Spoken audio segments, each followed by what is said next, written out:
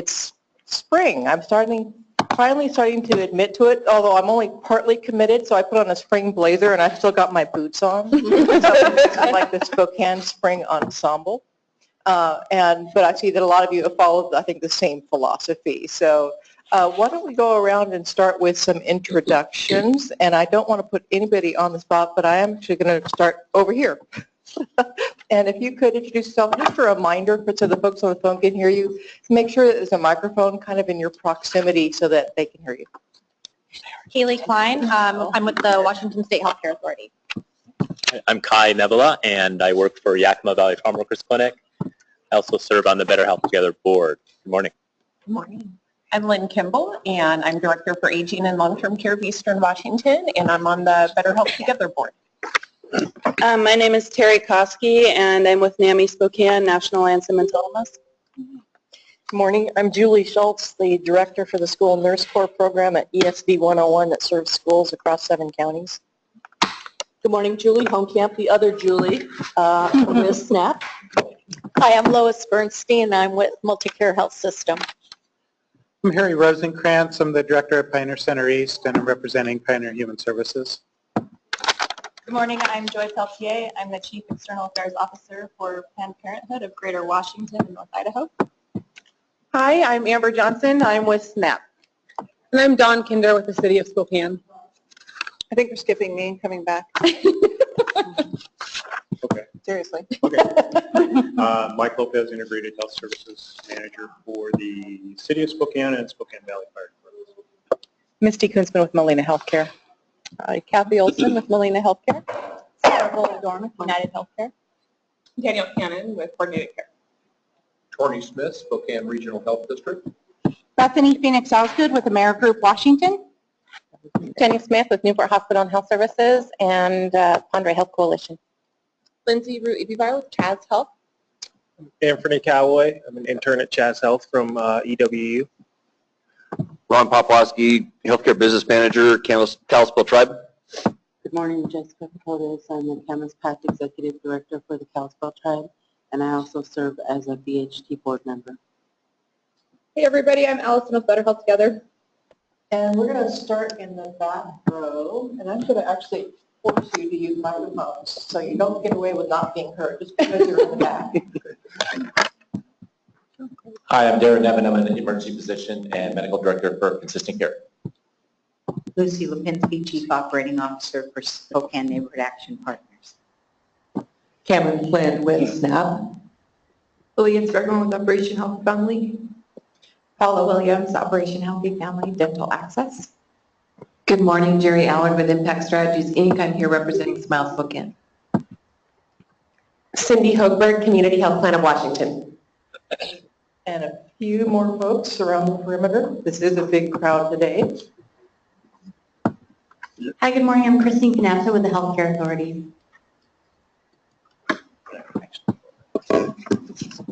Omar Sawyer, Better Health Together. Justin Bodeschute, Better Health Together. Alex Kunze, Better Health Together. Unmute so the people on the phone. So it's not a free-for-all. Let's see. We can ask, start with Carol. If you could introduce yourself, please, on the phone. Carol Wells-Knapp. And Dawn. Hi, this is Dawn Sayers. I'm the Regional Coach Connector for our area for Qualis Health. And Peter. Good morning, this is Peter Edler, Molina Healthcare, and also BHT board member. And Siobhan. Siobhan Brown, Community Health Plan of Washington. Is there anybody else on the phone? Yeah, Mark Walker with Providence, Chief Population Health Officer.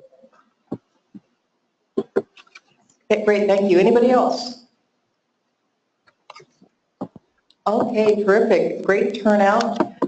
And I just have to say, personal picture, in honor of spring, and because this is promoting physical activity, a healthy activity, I have a Discover Pass that's good through the weekend. if anybody wants it. So I just wanted to put that out there. You know, if you got things, put your car on it and everything. You don't use the rubber hat. So you can go to a state park and hike. Well, we've got a great meeting lined up today. Thanks so much to all the folks from SNAP who are here. We're going to hear about the Spokane Rides to Care program. And then we're going to spend some time on a group discussion talking about populations. We've spent a lot of time talking about projects that are associated with the Medicaid toolkit. And we're going to do a little bit of reflecting on how those projects might intersect with some of our target populations for the Medicaid transformation program. So, but first I'd like to turn it over to Pam Tietz, my co-chair, illustrious co-chair for the Leadership Council. And Pam's going to introduce herself and introduce the SNAP speakers. So I'm Pam Tietz, and I'm the Executive Director of the Spokane Housing Authority, and I'm on the BHT board, and I'm co-chair with Jack.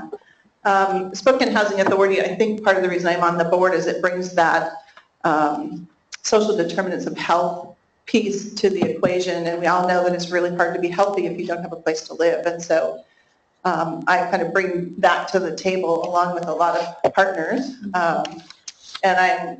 What a big crowd. This is incredible. It's fantastic. And I'm really looking forward to the work groups that we're going to do today. We'll get a lot of good information.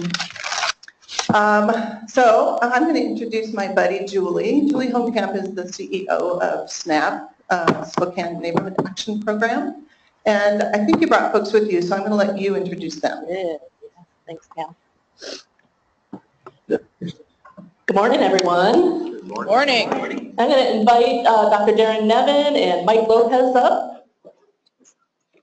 And we're happy to be with you this morning. We're excited to share with you a little bit about the project known as Spokane Rides to Care. And really, there are 19 partners, so Mike and Darren and I are here on behalf of those partners, many of whom are in the room. So the city, the health department, the fire department, AmeriGroup, the healthcare authority, United Coordinator, CHAZ, CHPW, and Providence are all names that I heard during introductions that are actually partners to this consortium. So we are today going to just share with you some background about the project, talk a little bit about how this may align with the diversion strategies, and then also talk a little bit about some thoughts on sustainability and scale. So I was trying to find a way to relate this to maybe our own personal experiences. So think of a time that maybe you were out of your normal environment, maybe a hotel or traveling somewhere, and maybe took a little fall and sprained a wrist or an ankle. And you knew you needed medical care, but maybe not full-on emergency room care. So you picked up the phone and called 911, which you were in quite a bit of pain, so it makes sense that you get that addressed.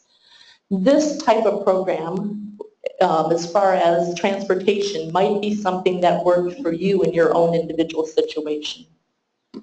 So dropping back a little bit, what is it? It is a systematic approach to managing persons who present at the ED with non-emergent conditions.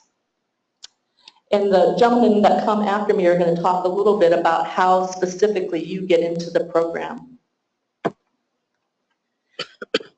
One of the things that we think about when we think about this program is trying to find a way to reduce the strain on an already overburdened emergency system and really trying to focus on a whole person care approach.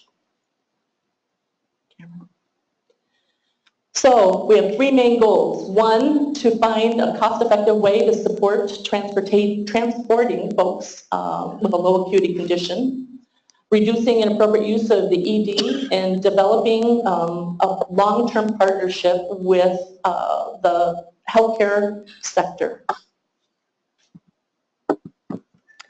You all are well aware of this model, the triple aim, which is what started us going down this road now almost 2 years ago. So we are also striving to make sure that people get the right level of care at the right location, which isn't always the emergency room, and do it with the right resource.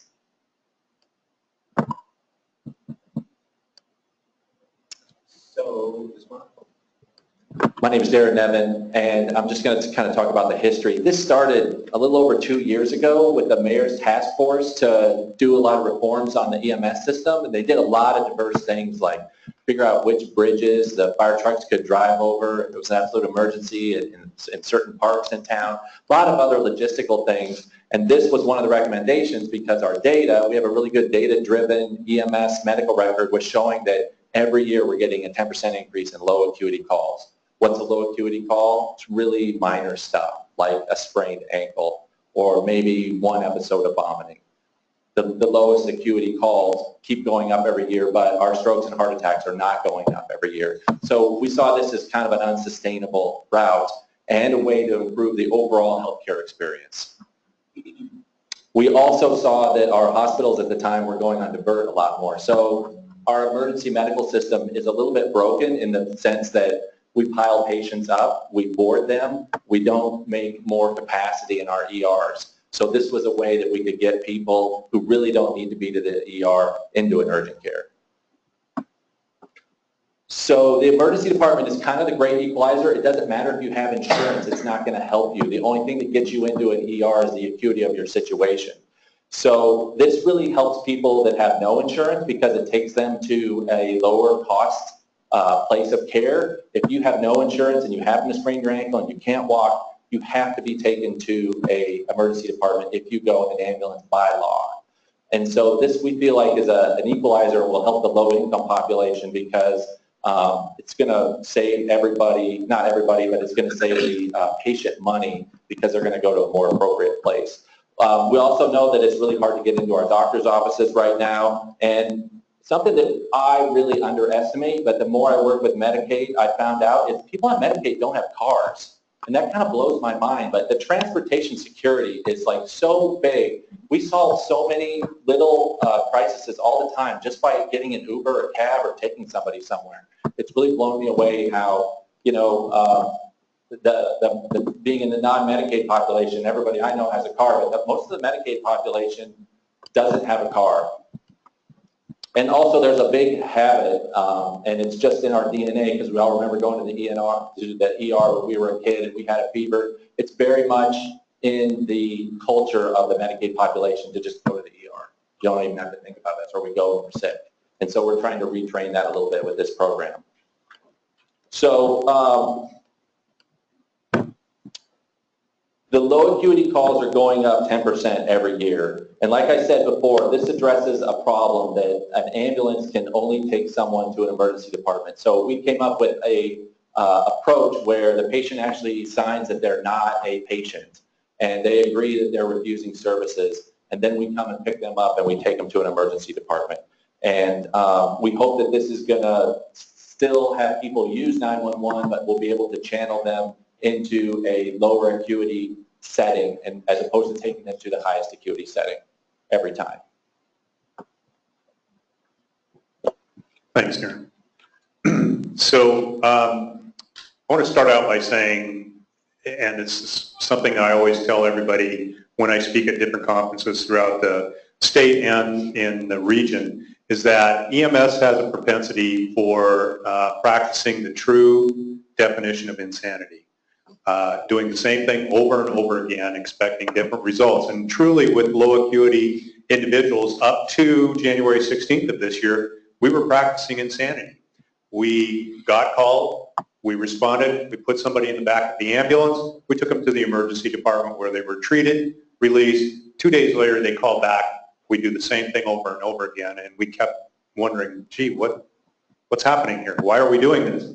So this project is really an opportunity for EMS to contribute to the triple aim in essence. So this is a 9-month pilot demonstration project. We started it on January 16th of this year. There was a tremendous amount of preparation and planning that went into the process, and then we also had to educate our paramedics and EMTs, because the paramedics and EMTs that are out there were still practicing the true definition of insanity, and so we had to kind of start changing that paradigm a little bit. We're ready, or we are hoping to have full launch by January 1st of 2018. The project itself is funded by insurers, health systems, a city grant, the City of Spokane contributed, Washington State, and the Spokane Neighborhood Action Partners, SNAP. We are having an independent third party evaluate the program. This is really important for us to be able to demonstrate through the pilot project that this really is a program that not only can improve the healthcare experience for the individual, but also impact the overall cost of healthcare in the community by getting the person to the right place in the right amount of time by the right means. And it would be really nice if the three of us all just put together a report that said, hey, this is a good program, fund it. You know, our funding partners, I know the state of Washington is going to want evidence-based neutral evaluation of the program. So we've actually enlisted the assistance of the Spokane Regional Health District and their analysts to do that independent evaluation, to look at the data and come up with a report that says, yes, this is a good thing, or nice try, but nah, might not work. And we have to be willing to hear that. So that's why we want that independent evaluation. Our team, our collaborative, really believe that this program will in fact accomplish what it set out to accomplish. And in fact, in the future, we would be able to actually contribute to lowering the cost of care and avoiding unnecessary hospitalizations. We will present the findings to the Healthcare Authority and the health insurers. We've been at the table with the Healthcare Authority and they're kind of looking at it going, this is interesting. I have several colleagues from throughout the state. In fact, later on this afternoon, I'm meeting with the group to talk about this Ride to Care program. King County contacted me, Seattle Fire, because they're experiencing similar problems with low acuity patients. Bellingham, Snohomish, Pierce County all have contacted me and said, hey, we heard you're doing this. Are you really doing this? And it's like, yeah, we're really doing this. And then they all say, we think it's a great idea, but we're really not willing to step out on the ice, so are you willing to share your results with us? And absolutely, we will. So, again, the pilot consortium is administered by SNAP, and I can't give more accolades to the efforts of the SNAP folks. They've just done a phenomenal job in helping us pull this together and really dealing with the nuts and bolts of the program. Next slide. So the program itself leverages the expertise and knowledge of the fire department paramedics and EMTs. We truly believe that in Spokane County, our paramedics are very, very astute clinicians. They can discern between what we call sick and not sick.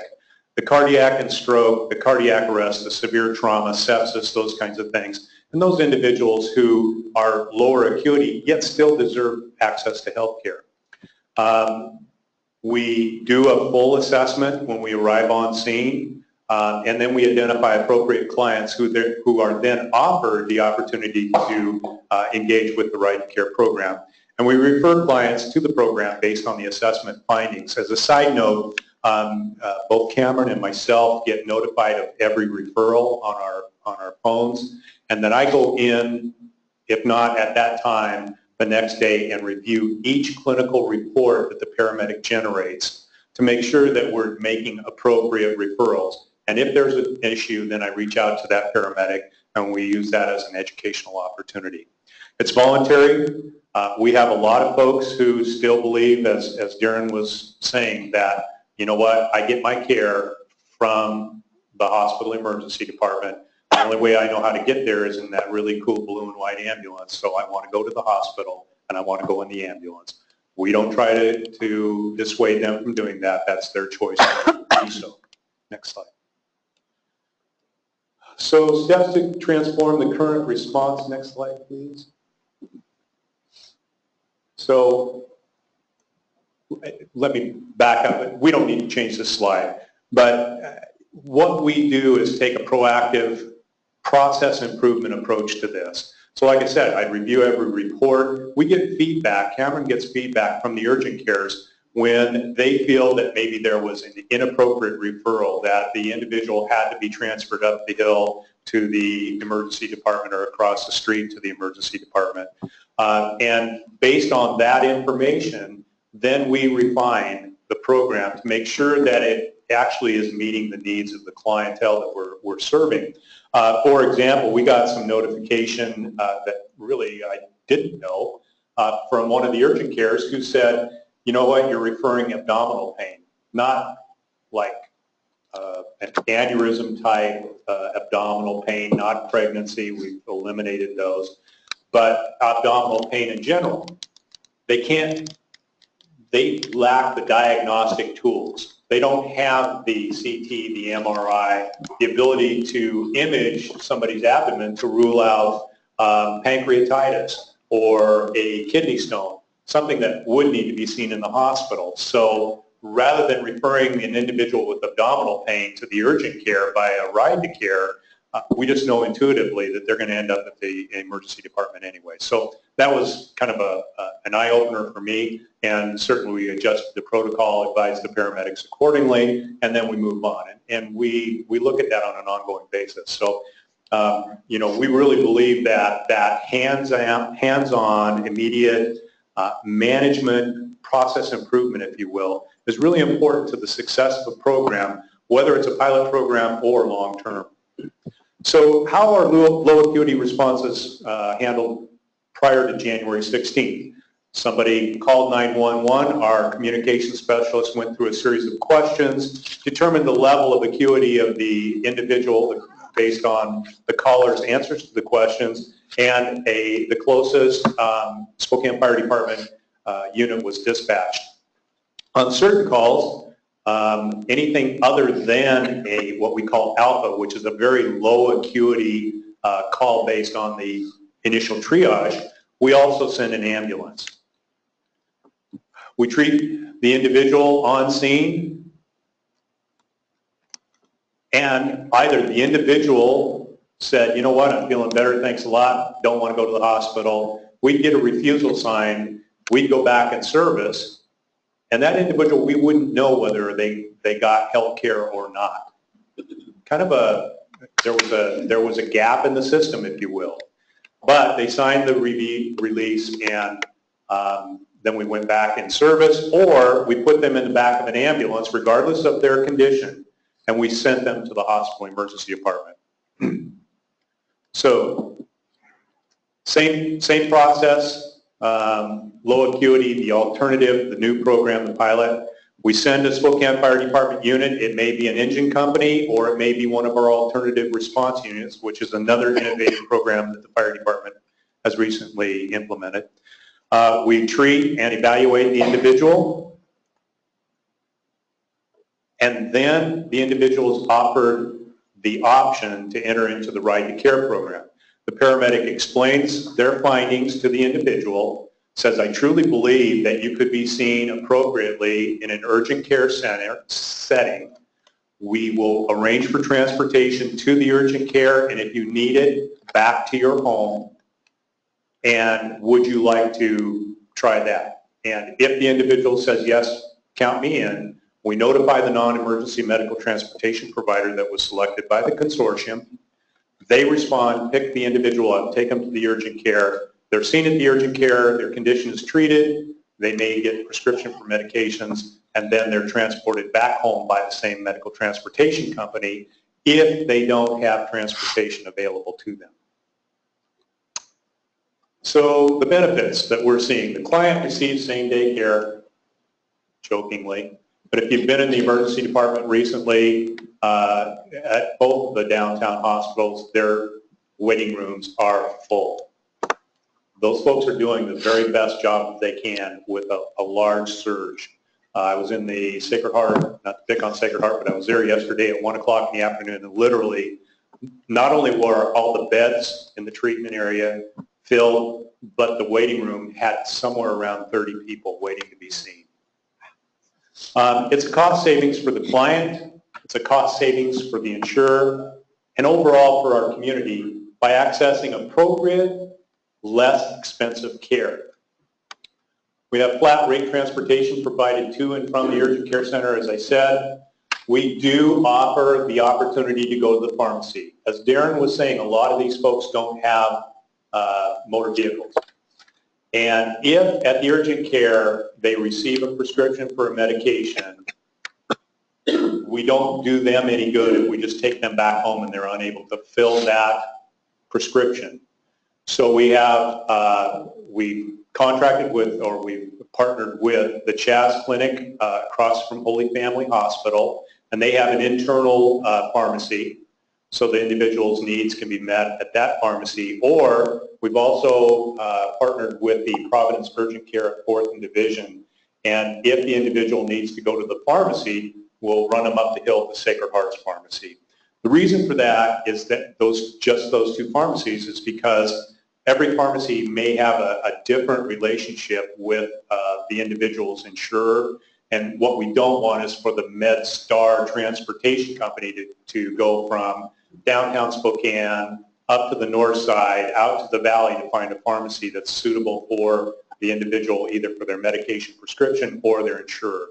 So we've just kind of focused on two separate pharmacies. It's available to anyone who accesses the 911 system. So the question becomes, gosh, well, couldn't we just bypass the 911 system? Let's hand out the number to the MedStar transportation. No. And the reason for that is because we're dealing with folks who may not have a lot of clinical expertise and knowledge. We don't want them self-diagnosing. Gosh, I think I got a little heartburn because I ate pepperoni pizza, and in reality, they're having a heart attack. So we want that fail-safe, that safety net, the 911 system, to be able to go out, respond, and make sure that they're not having a heart attack before we refer them. It's replicable. We truly believe, and as I said, there's a number of communities in the state of Washington that are watching us with an eagle eye, that this program can be replicated in other urban areas who are experiencing similar impacts on their EMS and emergency department systems. It's when you start thinking about just population comparison between Seattle and Spokane, and you see that, you know, we're doing so many per day, you can probably multiply that by 3 or 4 in the Seattle area, Tacoma, Vancouver, Olympia, Bellingham. Bellingham's looking at a similar program right now. Some of the central Washington communities. The one challenge that we have is a medical transportation provider, but that's not insurmountable in the rural communities. And we can actually modify the service to the community. So depending on the availability of urgent care clinics, maybe there isn't an urgent care clinic, but there is a hospital-based or a physician-based clinic in the community that would be willing to partner with the EMS system to be able to do this. And then we empower our field paramedics. And that's really an important piece of the puzzle. We train them, we educate them, we help hold them to high standards of clinical care for acute care type incidents. And we believe that they can then take that knowledge and apply it to the low acuity to make sure that they're making the appropriate referral. And again, having somebody go to an urgent care that's staffed by a physician or an ARNP or a PA creates an additional level of safety on the individual in the unlikely event that there is an inappropriate decision made in referral. Is this still me? Oh, man. You're going to get tired of hearing me talk. Okay, so the inclusionary criteria, I'm not going to read them all to you, but basically we're looking at, and what we instructed the paramedics is, if you get on scene and you see somebody who's got a condition that, you know, immediate emergency care within 12 hours is not required, sore throats, eczema, skin conditions. We had somebody with a bug stuck in their ear for 24 hours, and they were going absolutely stark raving mad listening to this bug, you know, crawl around in their ears, so we referred them to the program. Emergency are emergent but primary care treatable. Care is needed within 12 hours, but certainly the care is appropriate in an urgent care setting or a clinic setting as opposed to an emergency department. Low grade temp without signs of sepsis, upper respiratory infection, bronchitis, we've got a couple of those in the last week. Minor suturable lacerations, sprains, strains, dental problems, etc. So, target population, I'm done? Okay. Okay. And this is just an indication of the growth in EMS calls. About 84% of the responses that the Spokane Fire Department makes are related to medical calls. They're non-fire. You know, not a lot of buildings are catching on fire, but we're seeing a huge spike in the number of medically related calls. And so we have to do something different. We have to be innovative. And innovative only comes as a product of collaboration with the community. And we really firmly believe that. If we try to do something in a vacuum, it won't work. But together we can bring a lot of great minds together and really make a program that's, that has a positive impact on healthcare in general to the community. So I want to talk just a little bit about scalability and sustainability. So one of the things we've already talked about is how can we take what started in the city of Spokane and expand it out to the city of the Valley. So we in this pilot are just trying to get the systems working and starting small. And out to the Valley will probably be our next move. They are very ready for us to come. And we've kind of said, hey, we're going to hang out here for a minute, make sure we're doing this well before we grow. But as Mike alluded to, there's lots of partners that are ready for us to come. And again, we want to get through the pilot and the initial evaluation, keep the quality improvement process moving, work with the health department to see the final results. On the next slide, you'll see some outcomes. So these are the outcomes and outputs that were laid out in the evaluation plan that the health department's working with us on. We're doing a lot of surveying, not only of clients after care, but partners, and looking at kind of the data that's coming in right now. So they're pretty robust evaluation process underway. I do want to make sure that we just acknowledge quickly how this is a great example of local communities seeing a need and saying, we can do something about this. It's here, we can act. And so here's a launch that we did not too long ago with the mayor and a bunch of partners. And again, there are 19 partners. They're listed here in various different capacities. Hats off to all you that are in the room. And just want to touch briefly on SNAP. So we're the local community action agency, been here for about 50 years, using a whole variety of different funding. And really our job is just to be the convener and the holder of this collaboration. Healthcare is not a field that we had worked in before, but we are good at partnerships and collaborations, so we were well suited to that. I want to make sure that we're leaving enough time to really talk about questions, because we have served roughly 100 folks since January, and I would just love to know what your thoughts are. And we've talked a lot about, can we scale this to rural, or could it go to urban, or questions? Yes. You touched on the 911 only. There's not a component to bypass that at this point, and you kind of referenced it to you still wanted EMS to be involved in kind of triaging the situation. But it seems too that there's also this education component to the recipients of the service that, hey, you don't always need to go to the ER. There are lower levels of care that would be more appropriate. So in part of the scalability, is that also being looked at, so that, because that's a whole other resource that's coming to them, that if it's an ingrown toenail, I understand the heartburn thing, but if it's ingrown toenail, they might be able to bypass. That's an absolutely excellent question, and one that the SNAP folks really thought about as we implemented the program. So there's actually an informational card about the program that everybody who's referred to the program and those who refuse the program are given by the paramedic. And on that card is a description of the program itself, like you've received today, but there's also a piece that says, hey, remember, if you have something like this in the future, it's more appropriate to contact your primary care physician. So here's the reasons to call 911, and here's the reasons where you may not need to call 911, kind of a subtle education program. And in the customer service surveys that have been completed, and I think we're getting about 60%, which is phenomenal, customer service surveys back from the actual client. One of the questions that's asked is, rate on a scale of 1 to 10 what your understanding of the appropriate use of 911 was prior to being in this program, and rate on a scale of 1 to 10 what it is now. And we're seeing an upward increase. So on a 10 being, I totally understand, I totally get it. I think we were at 8.75 versus prior to entry into the program is like below 8. So we're taking that opportunity. The other piece of the puzzle is at the 911 center.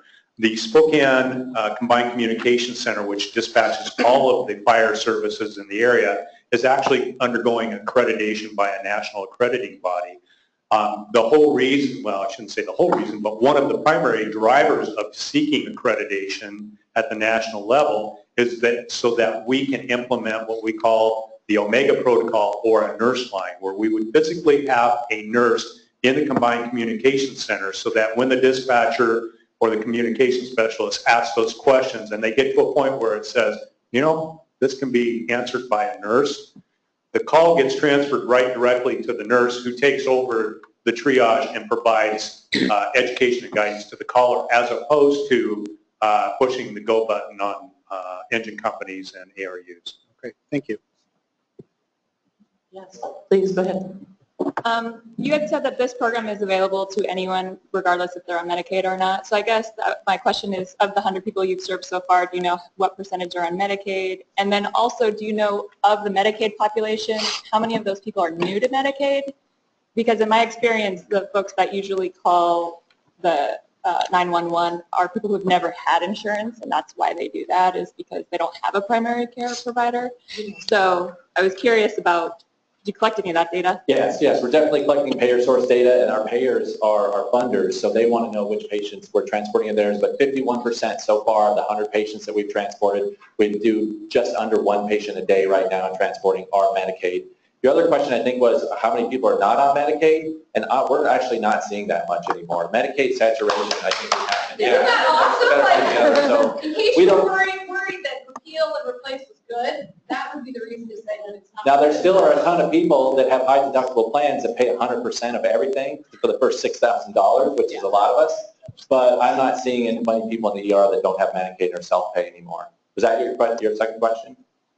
It was mine. Oh, okay. Well, my question was, of the people who are newly on Medicaid, I mean, I guess my question is, are they newly on Medicaid? Because the donut hole phenomenon of all this, like I was one of them, that's why I know this, is I didn't have insurance for a long time. And then, and I would go to urgent care and things like that because I had a car. But I knew people who would go to the emergency room because they didn't have a car and they didn't have any insurance. So now that the ACA is rolled out, more people are on Medicaid, either through expansion or they just are now on Medicaid because some in-person assister helped them with Medicaid. The behavior change that's happening, part of the education of this program, I'm curious if you track who's like newly enrolled in insurance. Well, we could do that easily because we are tracking the payer source. That's a good question, because I've actually heard anecdotally that the expansion Medicaid folks are fairly resistant to having a primary care doc because they're the younger and the healthier folks, especially the males. And so we have a long ways to go with the expansion folks to actually get them in, whereas the old Medicaid folks were kind of the super poor, and they were more knowledgeable about getting into the federally qualified health clinics. That's just anecdotal. That's helpful. Yes. Jenny Smith from Newport. And up in Pend Oreille County, we see an awful lot of, and Ron can probably attest to this too, patients who are calling 911. Many of them truly have some mental health, substance use disorder issues. Many of them also in our top 5% are top utilizers in our EDs, multiple comorbidities, you know, those kind of things. So I guess my question is, I understand that there is a plan to, at some phase, incorporate the mental health, substance use disorder piece of it. But also I'm curious too about the once they go to the urgent care, at what point, or is there a discussion about establishing a relationship with the primary care? Especially if they're Medicaid and with the multiple comorbidities, they may be able to, then hook up with a care coordinator. Anyway, so I guess I just see this as the beginning of a really amazing path. So it's all about warm handoffs with Medicaid. You can't tell them things with brochures. You have to show them. So I think there's a tremendous opportunity to do more warm handoff and training once they're the drivers of the car while they're driving them there. Talk to them about, hey, where do you go for your clinic? We're driving past the Chaz clinic right now. It's a block from your house. Oh yeah, that's the Chaz clinic. I could go there. I think there's a lot of opportunity there to get the drivers involved. And maybe the drivers should be MSWs. Yeah, there you go. To yourself, point, though, something we didn't talk about is the fact that we've been doing a form of ride and care here for 10 years where 911 calls for people that are intoxicated, that are triaged to only be intoxicated, are taken to Spokane Treatment and Recovery Center sobering unit. And we've been doing that for a very long time. And a lot of other places aren't doing that either. So there is an opportunity to directly intervene with expansion, I think, for the opioid epidemic and the folks that have really bad alcoholism. I guess we have our own set of unique issues in the rural areas because we don't necessarily have that. One of the things along that line is that the two urgent care centers that we've partnered with both have healthcare navigation staff. So we actually had a success story where an individual was homeless, didn't have access to insurance, didn't have a primary care doc, went to the urgent care through the Ride and Care program, got not only insurance, got assigned a primary care doc, but also got connected with SNAP's housing support folks and his house. So that's kind of the unintended consequences where we can see that. Jeff? A lot of the emergency EMS providers in rural communities are volunteers. How would you see this model being adapted into that environment? Great question, and one that actually, in a past life when I worked at the Department of Health, I had the opportunity to work on what they call, it was a project team called the New Blue Age. And one of the things that we heard consistently from the critical access hospitals was exactly that question. And so in a rural community like that, we need to be kind of innovative. And one of the things that they were up against is we can't afford to have paramedics. Well, maybe you could afford it if you were utilizing them in a dual capacity. So maybe the paramedic, when they weren't being sent out on a call, could be utilized in the emergency department to augment existing staff, which was a big issue for them. And so that's one of the strategies that rolls around in Mike's twisted little mind as an answer to that question. We find that the volunteers are very dedicated and are willing to do the right thing. And I work with a lot of volunteers in the eastern Washington area. And I think it'd be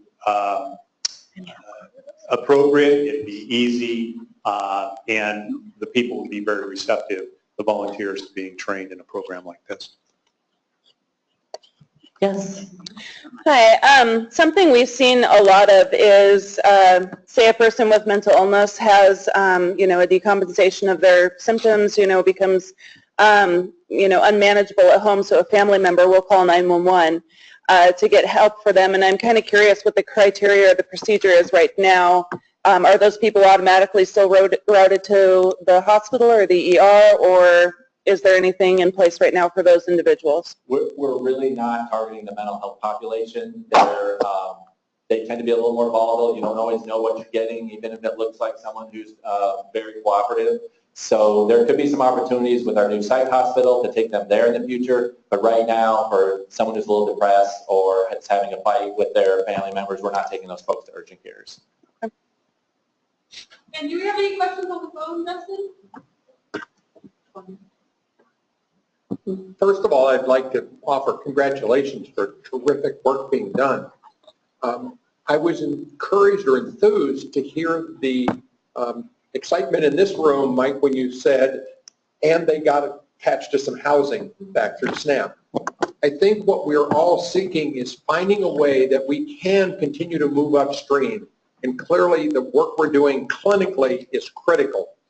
But how do we continue to build these bridges to those services in the community that either prevent these calls in the first place or are another lower cost way to get people the assistance they need by knowing their neighbor or knowing something in their community. I'm excited to see that that's at least being considered and on the horizon. Yeah, and totally removed from the Right to Care program, fire department has a CARES program, which is actually a social response group. It's amazing how the engine company crews have almost become dependent upon the CARES team. They're picking up quickly, I'm going to come back here, or these living conditions are terrible, or this person doesn't have a home, and they immediately send an email to the CARES team coordinator to say, hey, can you go out here? And within 24 to 48 hours, we have a CARES social work team out meeting with the individual. So that's another piece of it.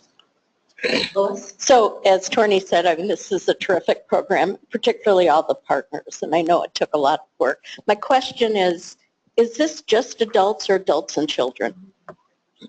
18 and over. 18 and over right now. I think there's a room for expansion there as soon as we get our urgent care partners more comfortable with peds, but that's a logical expansion. We actually had a 10-year-old. Yeah. But when I reviewed the case, she had tripped on the sidewalk out in the WSU campus, had no deformity, skeletal deformity, had a fairly substantial abrasion on her leg, and mom was just insistent that she could go into the emergency department. The crew appropriately referred them to Right to Care and Right to Care. Jerry? Yeah, I know you haven't been doing the program for very long, but I'm curious, have you seen or what has been the prevalence of calls for dental needs? And when you have seen them, where do you take them to? Do they get actual treatment to resolve their issue, or is it simply pain management and they cycle back in? So I'll answer your question backwards. The destinations currently are the two urgent cares, Chaz and Providence, both of whom said they can handle basic dental problems, at least to get people stabilized until they can actually see a dentist. In terms of the number of dental cases, I've seen 2 where they called 911 for dental. One last question, and then we're going to wrap her up. Just curious, so 100 people have used this program. How many have declined it? What's the ratio, approximately? It's a little bit hard to track, but I have actually identified, and they are actually in the referral spreadsheet, but the crew will say, I offered it, they refused, and there's been 4 of those so far. So a vast majority are saying, yes, Yeah, I'm count me in. happy to go to urgent care. This is what I have been trained to do, which is I'm worried I call that, wow. Wow. I just want to say one closing thing. So as a doctor, about 3% of what I do is like real sexy emergency medicine that you used to see on TV. And what really motivated me to do this was we have this amazing EMS system, and we view it a lot of times as just a big taxi system. And what motivates me, though, is that we really need these ambulances and these fire trucks, at least within a few minutes away of all our houses, for that 3% of the time when we have a cardiac arrest. So I am really motivated to keep those ambulances in duty because they go back into service after the patient agrees to go to the urgent care, so we can use the emergency medical system for really what it's for these rapid responses when time really counts. And that's where I think the whole community benefits. Thank you all. Thank you.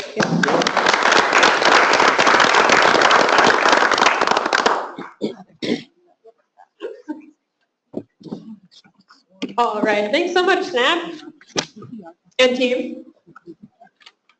All right, so I am going to give everybody a quick update on sort of our Leadership Council and Health Champions engagement structure. We have really been hearing a need to sort of better clarify the roles of the Leadership Council and the Health Champions, and also make sure that there's really open and clear channels of communication between the two so that we know how information is moving and also being spread up to the BHT staff team and board. You all probably know that we've been, for the last 2-ish years, mostly in a planning and conversation phase, not really a doing phase, so there haven't been a lot of decisions that have been made.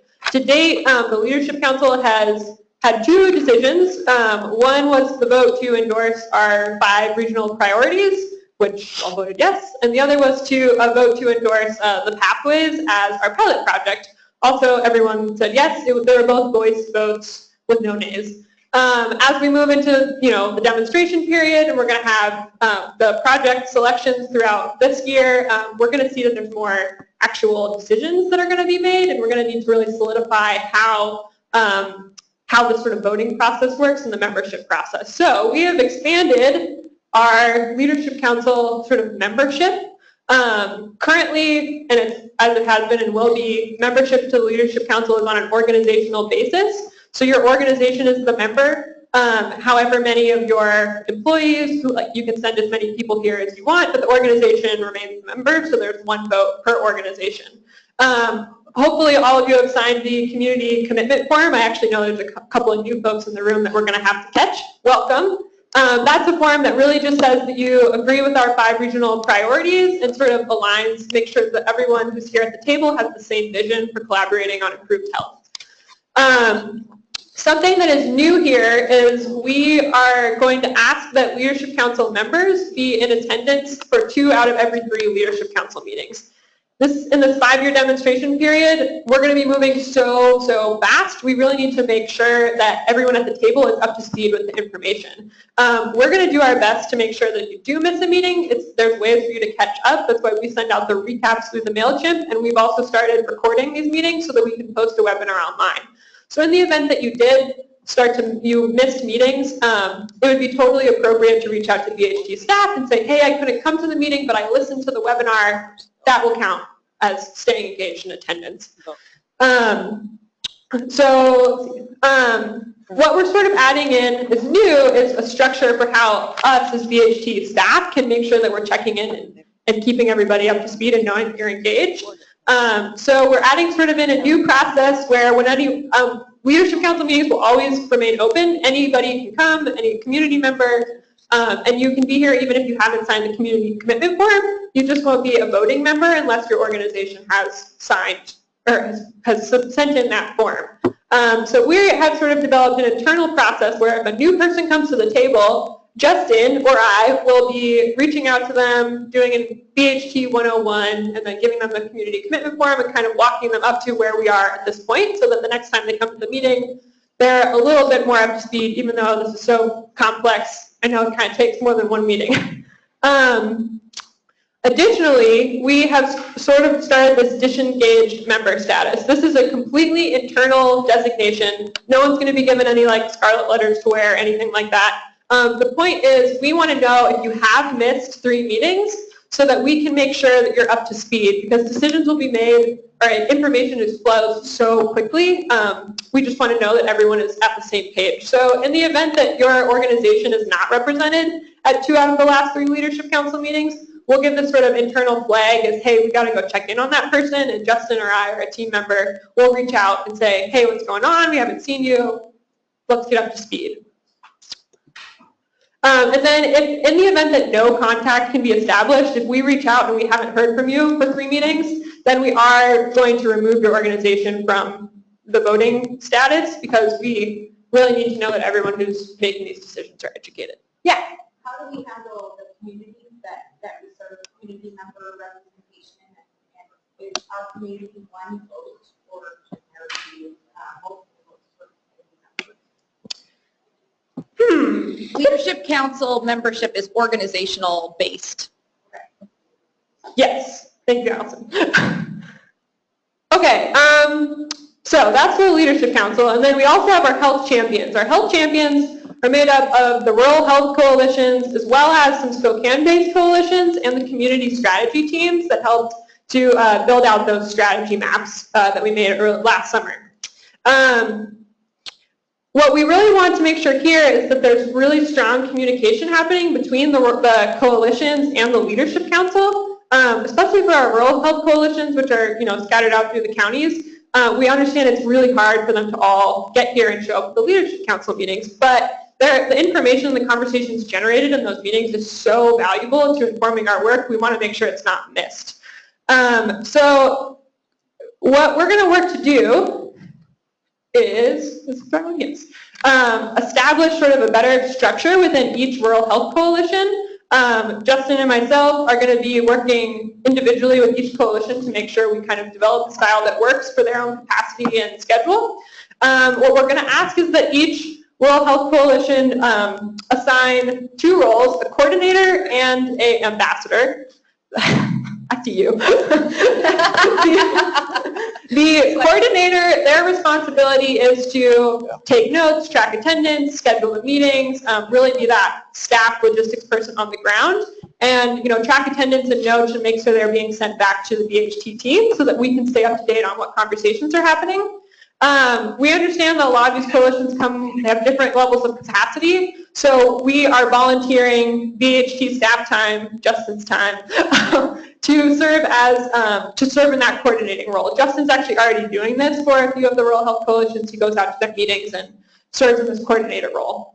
Additionally, we want to empower one ambassador role, which is sort of one point of contact for the rural health coalitions, and that's the person that we would ask to be sort of the liaison back and forth between the 2 groups. So we'll add in time at these leadership council meetings where, let's say there's some important updates from a rural coalition that they want to share out to let the whole group know, or maybe the leadership council has some questions that are specific to rural communities that they want to send back. So we might say, hey, Jenny, we're curious about the SNAP presentation. Can you take it back to your rural health coalition and let us know what they think about it, and then feed that back to us. So the hope here is that with sort of a designated point of contact, we have an easier way to communicate back and forth. Oops, I don't know when that happened, but additionally, we have sort of we're doing a similar structure for the community strategy teams and the coalitions in Spokane. In Spokane, we have so many different affinity groups and coalitions aligned around different target areas. I think about like Smile Spokane and the homeless coalition. There's a lot of different groups that are actually having conversations that are really similar to the ones that we're having. And in the interest of not recreating the wheel, we'd like to try to have a way to tap in on those. So we're going to offer the same sort of structure to Spokane-based coalitions where if they're interested, they can assign an ambassador who sort of feeds information back and forth between the ACH and their own interest group. And for both the rural coalitions and for these Spokane coalitions, we're going to staff a quarterly call between those groups just so that we can do a full check-in and say, hey, rural coalitions, let's all see how everyone's doing. Here's some updates from the ACH. What's going on with you? And just have a way that we can all get to the table and chat. Health champions will not have a vote at the leadership council level because it's assumed that all of the organizations that are participating in those groups would be part of the leadership council. So we would ask, and we'll be working with these rural coalitions to make sure that their members have signed the community commitment and feel like they're part of the leadership council, and so they still would have votes as their own individual organizations. That is the quick update. I'd love to hear if there's any questions or feedback, if that sounds like it's clear and helpful to making sure that information is spreading. Thumbs up. All right. On the phone. Is there any questions on the phone? Throw them in chat if so. And if not, then I would say now that we've announced this, moving forward, that's why we started tracking attendance. So we're going to start tracking attendance for each meeting to make sure that we've got organizations represented, and we'll be reaching out if you don't show up. Thanks so much. Yeah, Ron. So Ron Poposky, Kalispell Tribe, also belong to the Ponderay County Healthcare Coalition. How many other coalitions besides ours are really representative in this group? So there are 5 rural county coalitions similar to Ponderay. And Justin, how many Spokane ones have you been? 15 probably, roughly. So they're invited to participate. We're trying to create a structure so there's a little more, if you want to have a voice here, this is where the strategic synthesizing for the region is coming. Certainly, we want you to be here. Here's the structure, and everybody's time is stretched to the nth degree. So we also appreciate that not everyone can prioritize this time. Right, but are there really active participants on the Leadership Council from any rural healthcare organizations outside of Ponderay Healthcare? Probably not in this actual meeting, but in a variety of different other ways. We have a sticker. I don't need a sticker. I want a sticker. I'll pat you on the back. I want to comment as a board member. We discussed the voting issue, and I was trying to wrap my mind around it, saying, okay, if Ponderay County Health Coalition is coming and engaging, you know, why aren't they getting a vote? And I get it because Ron is my employee at Kalispell Tribe, so he may be on there having an influence, and we as Kalispell Tribe get a vote at the Leadership Council. So let's say your Rural Health Coalition had a good number of employees. You would be, basically Kalispell Tribe would be double voting on issues. So that's why that's kind of how I understood that we wouldn't be allowed to vote as a Rural Health Commission. And that's why we're developing this ambassador role in hopes that that person is sort of a representative for the coalition, and that they would be, you know, empowered to speak on behalf of the coalition as decided by that body. Also, as a board member, I think that having the structure and then asking for attendance at 2 out of every 3 meetings, I think keeping people up to speed is going to be more and more important as we move forward with the waiver projects that move, because they're going to, all of this is going to start moving like 100 miles an hour like tomorrow. So buckle up, because it's going to get interesting. So making sure that people are up to speed so that when we have the next meeting, we're not catching everybody up in the meeting. We'll keep things moving along. Just for clarification, especially for the MCOs, a lot of us travel, so on the phone attendance. Oh, totally. And this, in no way are we trying to say, like, if your butt isn't in the seat, we don't count. This is really to ensure that each month we're building on the knowledge of the previous month, because the ability to synthesize the work that needs to happen is so great. So we are pledging our staff team to, if you aren't here, the point is to get you up to speed, not to penalize you because you got to go on vacation in that way. So. Exactly. When you go to Ponderay, it's like being on vacation.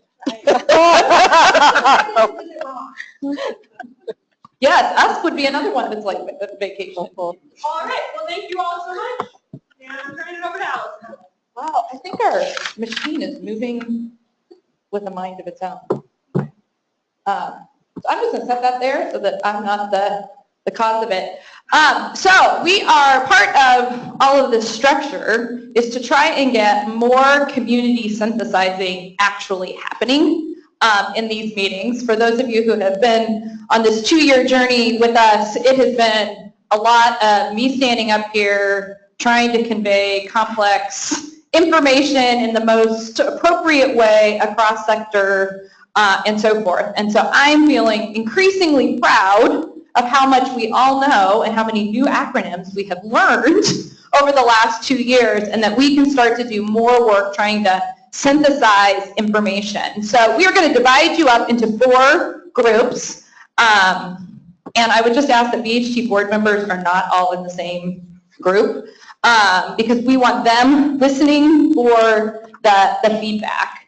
And as we've been thinking about this Medicaid project toolkit, you will remember from last month we talked about the universe of projects that are available, which I think if we were really honest is some ridiculous number like 27, if we were to do absolutely everything in every possible way. And that most of us are high achievers and like to be successful. So this idea of focus kept coming into our minds, until you actually started to think about focus and what it would mean we didn't do, and how we balance interventions and improving the healthcare system with what has motivated many of us to be at this table, probably all of us, which is more upstream prevention-related activities. So I am on a personal mission that says 27 projects. It's really not 27 projects. It's an integrated health system that allows us to do a little bit of everything and move forward. And yet, when we start to have very practical conversations, there is that immediate bandwidth. I don't know how much more change my team, my organization, or me as the leader can actually take on, because it isn't as if the last decade has been super mellow without a lot of change to begin with. So one of the areas that we're playing around with is there some population focus in thinking about this system change that we are making? And this idea that the Medicaid, both population and delivery system reforms could really be a catalytic change agent for improving health.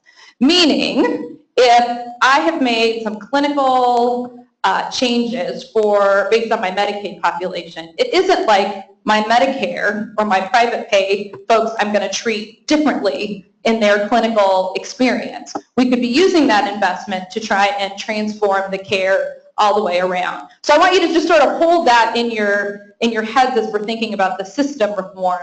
This is not building out a separate system for Medicaid people. This is how do we create a community health system that takes care of everyone's needs. We just happen to have some flexibility of investment and engagement around the Medicaid population. So as we thought about that, and one of the things that I think I'm so proud about our region is this idea of how are we getting the multi-sector benefit of this work, which is really what prompted our pilot project with Pathways, which was, this isn't just healthcare savings, these are real dollars being saved to counties in terms of their jail costs. So we've been kind of playing around with, so what are the dials we could really move in 5 years related to particular populations who have multi-sector cost impact. So it's not, I'm just sick and so I'm a healthcare liability, but oftentimes we see multi-sector impact. So we're going to divide into some groups and talk a little bit about what is literally my thinking about what would be interesting populations. I want to be really clear because my board members might be looking at me like, I don't think I've ever seen this. This is our first strategic synthesizing that we're asking feedback from the Leadership Council in terms of if we tried to have a bit of a population focus, what would be a good population focus to have. So we're going to ask you these 3 or 4 questions here. This is your chance to just sort of that gut feedback of I could see this working, I have concern, you totally missed a particular population, etc. Make general sense? Get your strategic synthesizing hats on. I think we're going to do like, here's a group, here's a group, here's a group, and then all y'all who didn't want to sit at the table, you can be a group back there. Omar's going to facilitate, Jack's going to facilitate, Pam's going to facilitate, I'm going to facilitate. So. And we have paper and pens for the facilitators, if you guys can take some notes and then do a quick little report out. And break. Break. I got the back row. Let's stay there. That works. Yeah, I think we just do like roll in our chairs for a while. Let's go down. It's going up or something. I like the roll. Medicaid is a catalytic change agent? Yeah. First mover. First mover. I couldn't pull it out of my head. I knew there was a phrase.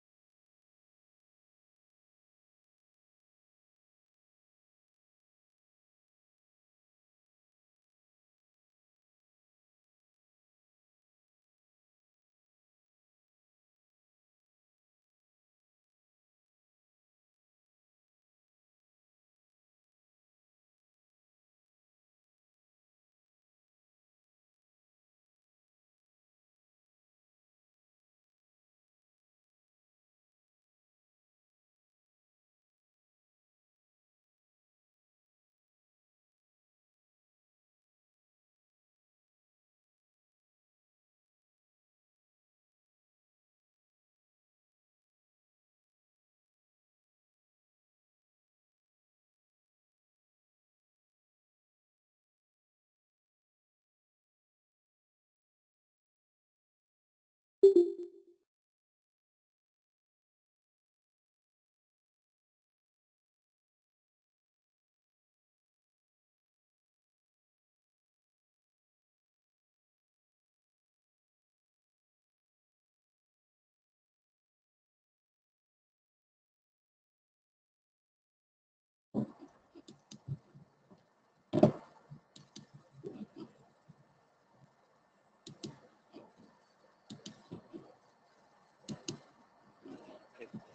everyone on the phone. This is Justin with BHT here.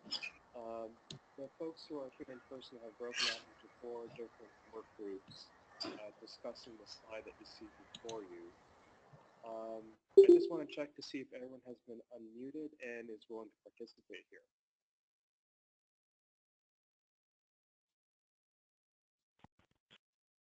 Hi Justin, this is Carly from CCHE. I'm here, though not a leadership council member, just here to learn and listen. Absolutely.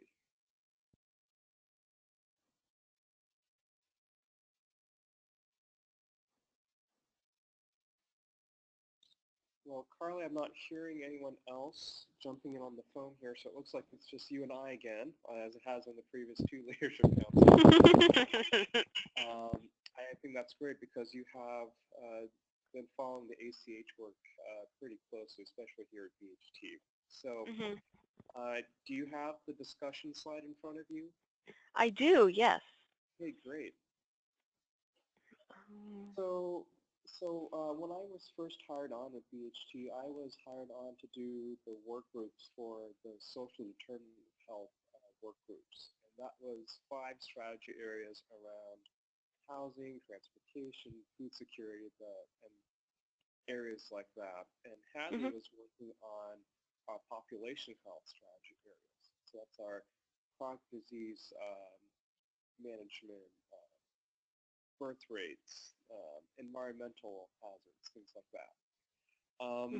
What we did not focus on too closely was the population focuses that are bolded on the slide here.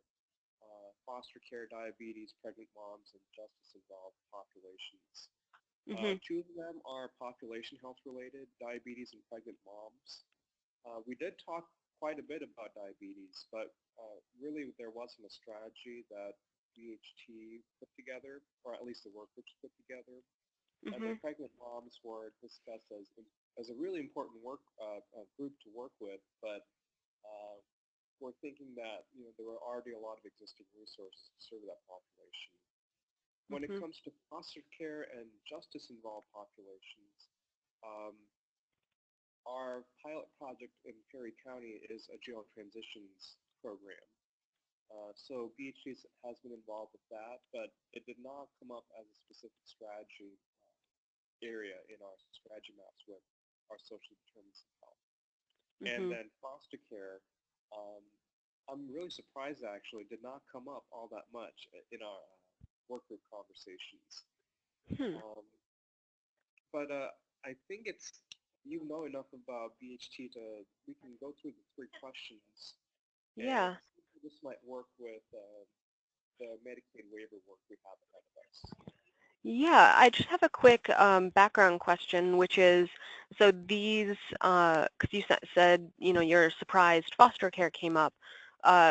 So foster care, diabetes, pregnant moms, and justice-involved populations, who and how were these chosen to be discussed today?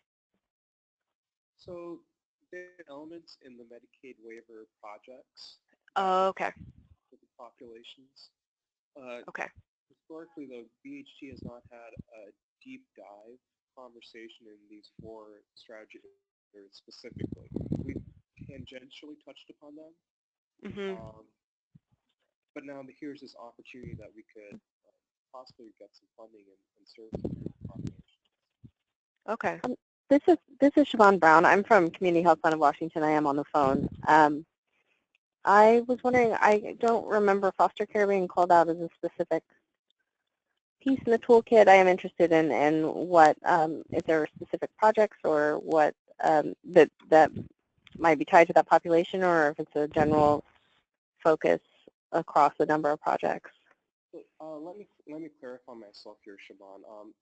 You're right; they're not explicitly called out in the waiver toolkit, but they're a population group that will be affected with ongoing systems reform work. So once waiver projects are worked on, eventually, how can those projects be worked into these four population areas, if that makes sense? Yes, thank you.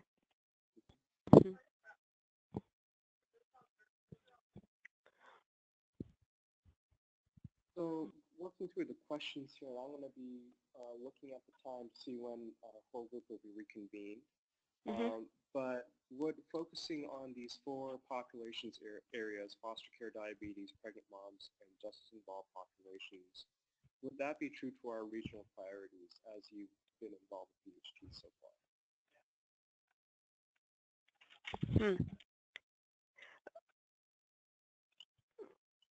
And I think that I'm not as familiar with what the specific priorities are for BHT. I can hopefully pull them up. Or do you by chance know them off the top of your head, Justin? There's on the screen, they've pulled up the Regional Health Priorities Framework. If you're able to, are you able to see the screen? Yes, I had, yeah, thanks, Siobhan. Okay. Okay. Let's see.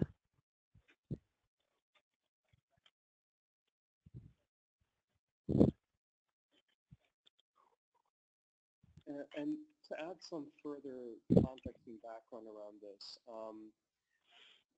once organizations sign on to be a part of the Leadership Council, they affirm the vision, the guiding principles, and the regional health priorities found on the sheet before us. What we have not done was specifically call out these four populations for that regional health priorities based off the strategy teams that we had convened last summer.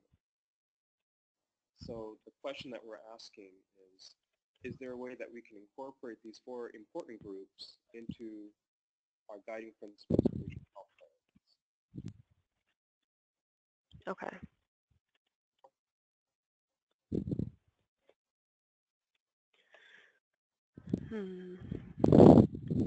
Okay.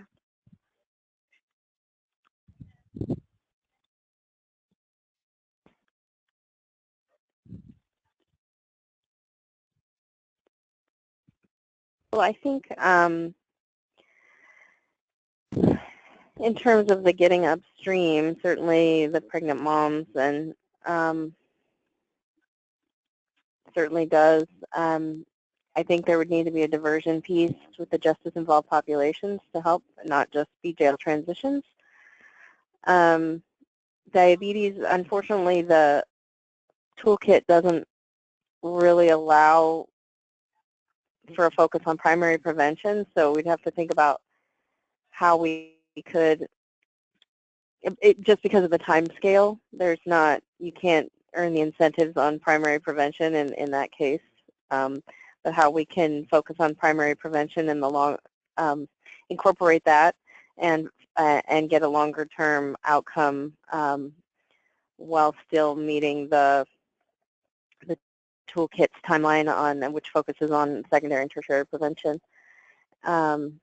So I think all of, thinking about how to get upstream with all of those, there are ways, and certainly would address that. So thanks, Siobhan. I totally agree with you. Pregnant moms of the four populations before us, I think has the most potential for future success, which is, of course, the main goal of the waiver. Answering the second question, how do we translate that specific population to a maximum collective impact?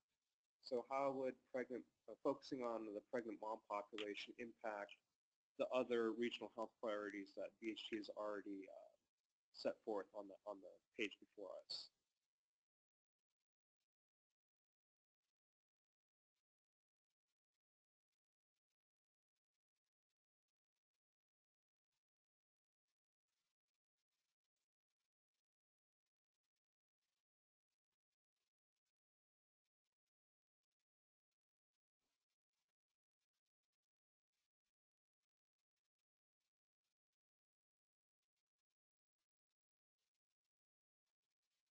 we've already established that if we were to focus on pregnant moms, that it gets us upstream.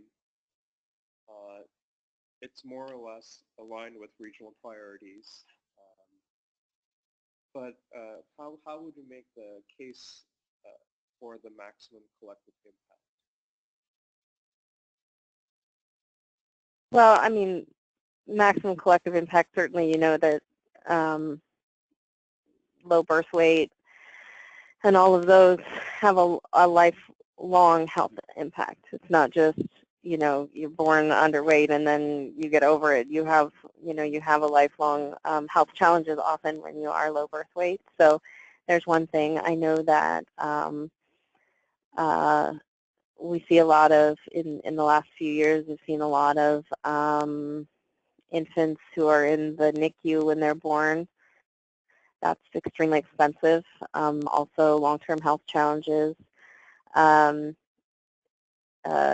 those things impact, a lot of those things impact obesity and chronic disease. So, you know, the pregnant moms and, you know, pre-pregnant moms, you know, people who may become pregnant, those kinds of health challenges or health addressing those issues can really help with the lifelong and maximum impact on the health of the population. So that's one way. It doesn't particularly contribute to the expanding oral health access. You know, you could tie it to community systems and ensuring that moms and families have housing and, you know, food security, which all, you know, micronutrient deficiencies increase the risks of asthma and all those kinds of things. So food security would be important. So there are ways that it ties. It doesn't necessarily tie to everything, I don't think. But definitely the pregnant mom population makes more sense or makes more connections perhaps in the justice-involved population or the foster care kids. And of course, we know the complications around the diabetes population.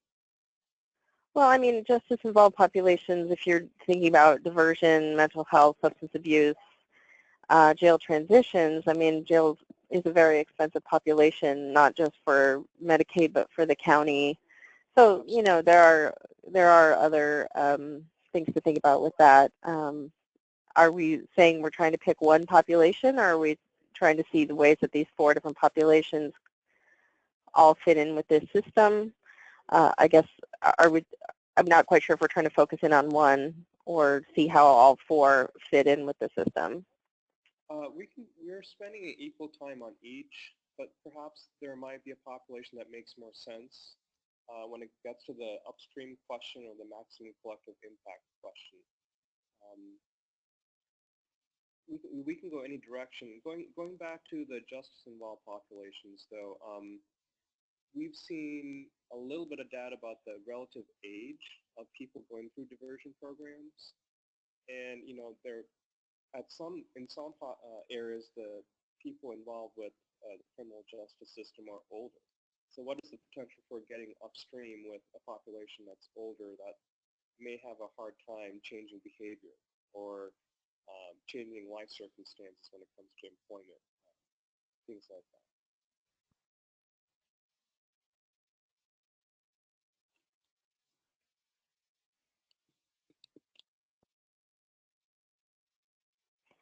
Well, I mean, one way might be to not to exclude the older populations, but to really heavily target the younger populations with the diversion, jail transitions to avoid that continuous cycle. I mean, that might be something, but certainly addressing the foster care system. I know a lot of kids in the foster care system have ongoing challenges. Some turn into law enforcement challenges and things like that. So there are benefits to that as well.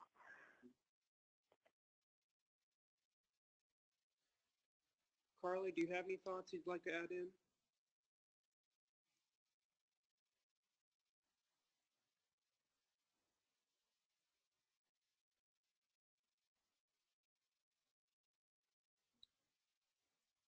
Okay, are there any additional thoughts you'd like me to pass on to the larger group? I know since it was just the two of us with this working group that we maybe have talked through as much as we've wanted to talk through the areas about.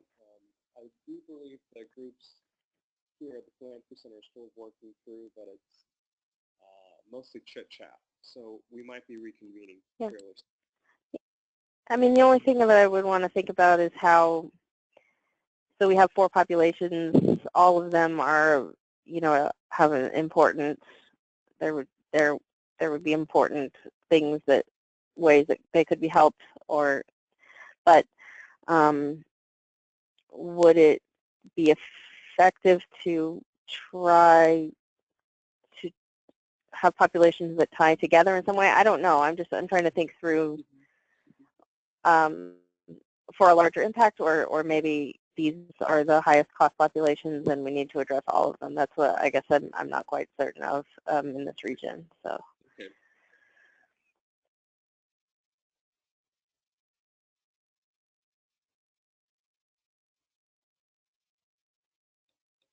Excellent. I'm going to go ahead and put us back on mute again, and I'm going to try and figure out the technology to get us connected back to the main audio. So please stay tuned, and thanks for participating so far. Right. Thank you. Great. Thanks, Justin.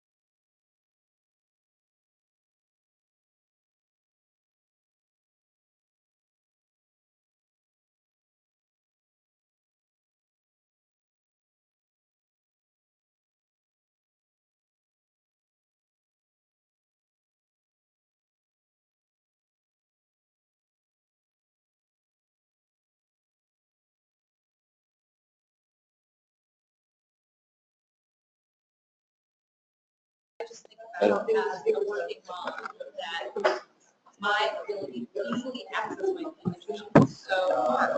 Like last month's really fast conversation. Like on a regular basis, I'm having conversations with her about. I know, Lisa and I haven't even got to connect, but yes. All right, we have minutes to, one team still breaking the rules. we all need to connect. And look who's leading it. I think, I don't know, when I left to come here, there was no communication from her to. All right, so I want to do a pop around to the different facilitators, do a quick report out and hear how the conversation went. Why don't we start with Jack, because she's standing closest to me. Absolutely. That means I get to sit down again and let people who, well, not let people who need to go plug their meters. But see, this is a good time because you know what I'm going to say. We of course had questions as well as some really good discussion how this concept of focusing on priority populations sort of layers in with the letters of interest that everybody is working on now. And we talked a lot about seeing this as an idea of looking at subpopulations within the larger project framework. And being sure that we can drill down and collect data and understand the impact on these subpopulations so that we can be sure and measure change in populations that are particularly important, not only here in the region, but to the healthcare authority.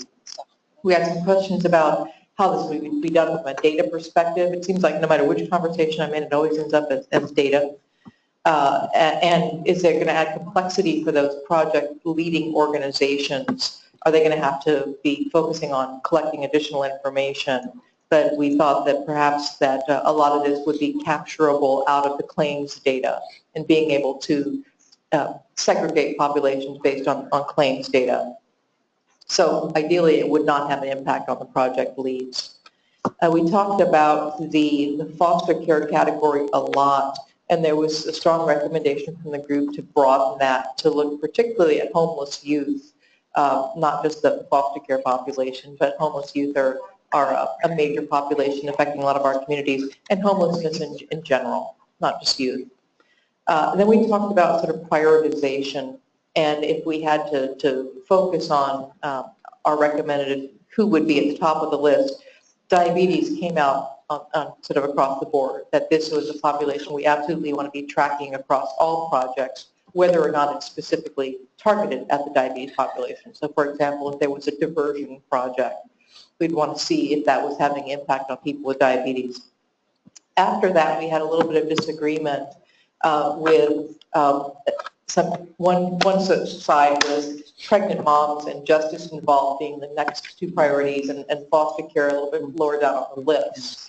But from a tribal perspective, there's so much interest and need around foster care and homeless youth and the homeless population, a strong interest in that, and then followed by pregnant moms and justice involved.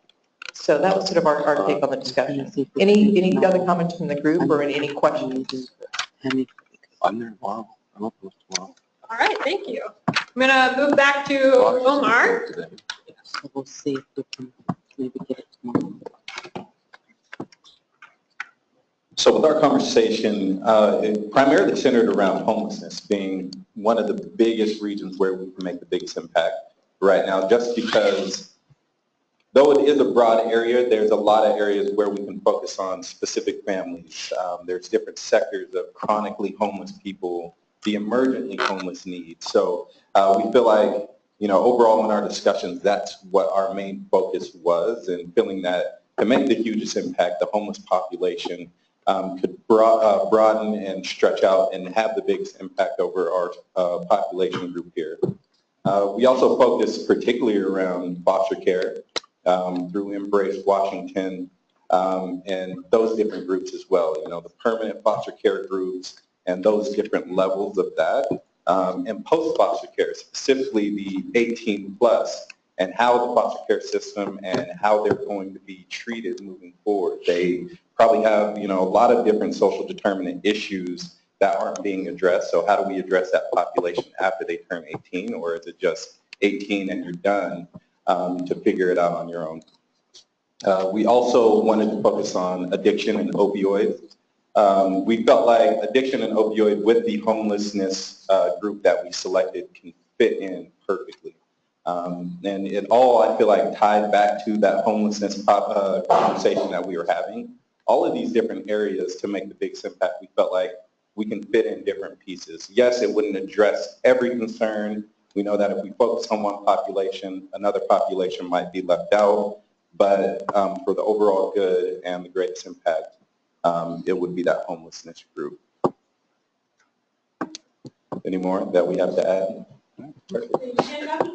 Justin? All right. Thanks, Omar. I'll be giving the report out from the three of us that was on the phone. So our conversation really is rotated around the last two questions of the three, the collective impact and the upstream issue. And the theme that we left with was how do we tie these populations together for that greatest collective impact? Often foster care youth, once they exit that system, get involved with another system, the criminal justice system. How do we, again, tie those populations together for maximum impact? We also focus very heavily on the upstream focus, especially with the pregnant mom population, with the implications for long-term health outcomes with low birth weight and the long-term effects of that outcome. And then with the justice-involved populations, we came up with a specific target of focusing on younger folks who are involved with justice population for that greater upstream effect, more so than focusing on older justice-involved folks who are probably more set in their ways and less likely to change behavior and outcomes there. But those are very focused approaches to these four population groups. But again, how do we tie those four groups together for the greatest collective impact? Thank you, Justin and phone people. And I'll move to Pam. Thank you. We had a lively discussion. So hard to stick to the topics though because there's so many great minds in the room.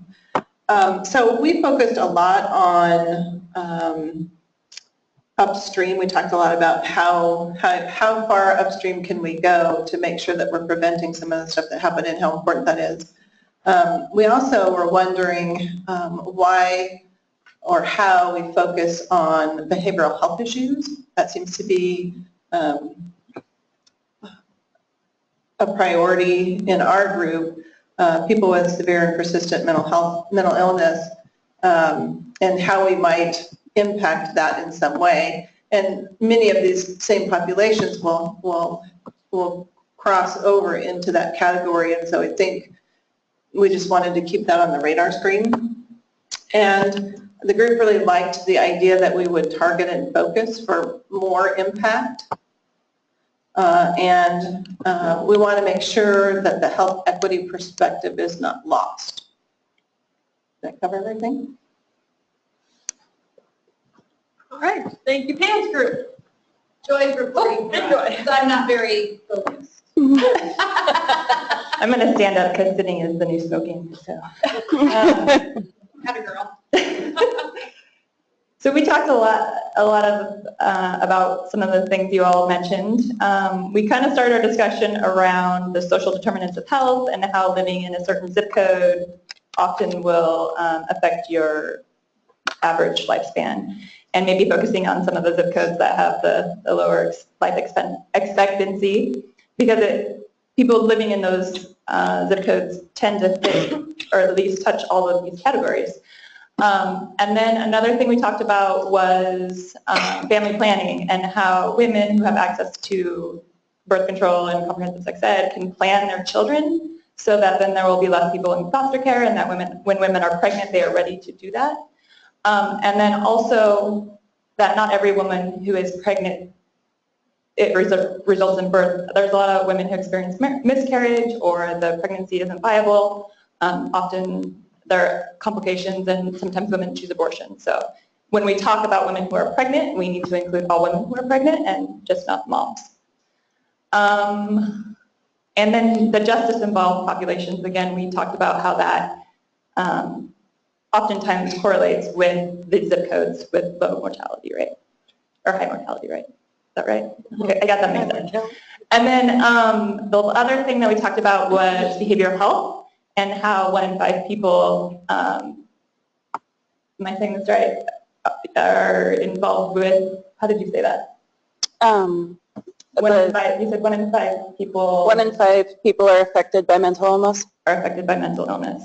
And that everyone in those categories, 1 in 5 people are affected by mental illness. So in the population health work group this summer, we talked about ACEs and how it would be smart as an upstream strategy to assess people for their ACEs score and then be able to build plans based on what their needs are. So those were kind of some of that came up in our group too. The big ideas. All right, thank you all so much. Any final comments or anything you feel like it was missing from the report out? That's good. I really like that. I really agree with that ACEs thing. I think giving a score about the really cool way right, so we have one last presentation for today. Here's Allison. I think that in some of our framing documents, we need to add in the ACEs language very specifically, as well as some of the health equity, I think. For those of us who've been on this discussion for the last couple of years, it is always stated. And I feel like there's a context piece that when you look at the way those documents are laid out that we could add into. So I'm so proud of us. This was really, really good. One of the significant pieces of this Medicaid waiver is really transitioning how we pay for healthcare. And over the last several years, we've been sort of dancing around this movement from fee-for-service to value-based payments. We've had a number of just awesome educational sessions over the last couple of years for those of us who have no idea how our healthcare gets paid for, other than we go to the doctor, hand our insurance company, and then our insurance card, and then we get this thing that says it's not a bill, it's a statement of benefits, and you have no idea, is that good, is it bad? My doctor's there when I call the next time, so it must be okay. And yet, everybody's seen the cost trajectory of healthcare costs for all populations and the angle that we are at. And so we want to not lose sight of the need to both control the costs, but probably more importantly, get a better return on our investment. So I think none of us would feel bad paying the amount we're paying for healthcare if you looked around and you saw super healthy people, which is certainly not the case all around our region with some of the worst health status in the state. And so we've been thinking about this payment reform portion of the Medicaid delivery system. And so I want to just give you a little bit of context. And hopefully when you came and you saw this document that says fully integrated managed care briefing document, this is my layman's person. I'm sort of nervous that Kaylee's here from the Healthcare Authority. This was my interpretation of what fully integrated managed care is that we used for a board discussion last week. And on the back is the policy statement that the board made on that. So it gives you a little bit of additional background. So one of the things we've been thinking about is how do we move to this value-based payment model. We are not alone in thinking about this. The legislature has made a series of policy decisions over the last a couple of years to get our state ready to change how we are paying for healthcare. Additionally, you'll remember this slide from a couple months back when we were walking through the Medicaid Transformation Toolkit. There are some very particular goals that the state has agreed to achieve in our negotiation with CMS to move 90% of our Medicaid payments to a value-based payment model. So that starts to be really real because that'd be by 2021. This is 2017, so we're moving and grooving on this. And one of the things that we believe will help accelerate this process is moving to fully integrated managed care. So I have one more slide. So the way Medicaid is generally structured, so for those of you who are insurers, I know there's a bunch of caveats of what would also be true, but for the sake of broad discussion for people who don't live in the insurance market, unless I say something that is totally illegal or wrong, bear with me here. We have two payers for Medicaid insurance. The behavioral health organization, so that's the Spokane County who runs our behavioral health services for all, it's our 6 counties plus one other county that's sort of out there. They cover those sets of services. And then our managed care friends, who've been very active with us, are responsible for paying for all of these different things. I think it doesn't take a rocket scientist to see, wow, that's really complex. If I'm a human being and I have two different ways that my services are going to be paid for, kind of hard to imagine how you would easily get to a coordinated system. So we are, as a state, moving to this fully integrated managed care where this insurance would pay for all of those things, which allows a couple of things. One, much better data about an individual patient and all of the services that they're accessing that would be necessary to make them healthier. And I speculate it's a lot easier for providers to have what will likely be 2 or 3 managed care organizations for our region to contract with. The state thinks this is so important that they have now said, we want to sweeten the pot a little bit for regions to move to this new system. So if every county in our region agrees to send a binding letter to the healthcare authority by September 1, we'll give you $8.7 million to invest in the infrastructure it would be necessary for the community, both providers and et cetera, to move to this integrated system. Seems like a pretty good deal to many of us. It, of course, is an incredibly complex system to actually do this. I love that I can get this all fit onto a single slide. There's a whole bunch of variables that affect this, but we wanted you all to be aware that the BHT board, though not a decision-making body for this, will be advocating to our county commissioners all over the region to take advantage of this investment. If we went back to the slide here, that the legislature said back in 2014, all Medicaid will be integrated by 2020. So we're talking about accelerating this by a year to get $8.7 million. I think that's a pretty good return on our investment.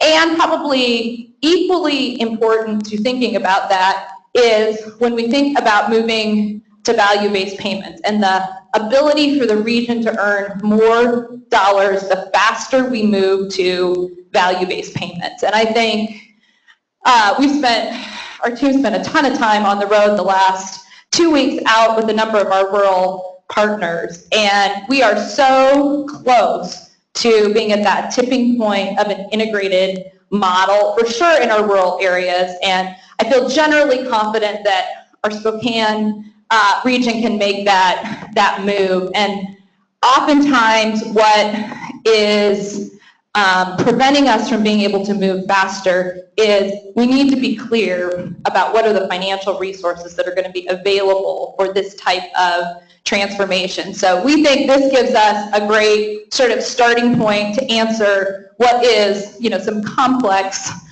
questions as we move forward, but is the pushing us in the right direction, and that moving sooner rather than later is good. I think my last point, and maybe I have my MCOs cover their ears, is we are also pushing to get our region to not wait until that last midnight on August 31st to submit, because all of the regions who haven't moved either through early adoption, which was Southwest, and the first mid-adopter, which is North Central, if everybody waits till September 1, it's going to be a lot less opportunity for local regions to help craft what our RFP process is. Oh, good, I see them nodding. I'm not saying anything inappropriate. And that in Southwest and in North Central, there's been a tremendous amount of community dialogue about what will be required, not just for this contractual part, but in order to create an integrated whole system approach. So I am, just fundamentally incredibly competitive.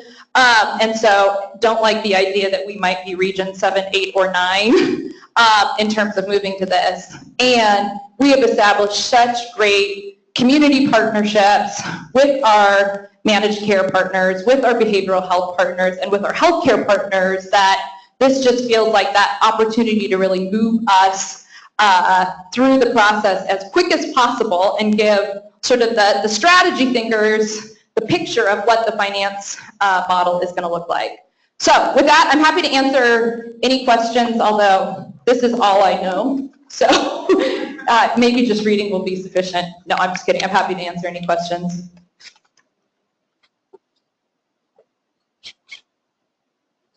Bam. Nailed it. Okay. Well, with that, I think we will adjourn, and thank you all for good conversation and great attendance today. Thanks. Thank you. Oh, today, actually, they already went through the first round of screening, and then myself, I was supposed to be on the interview.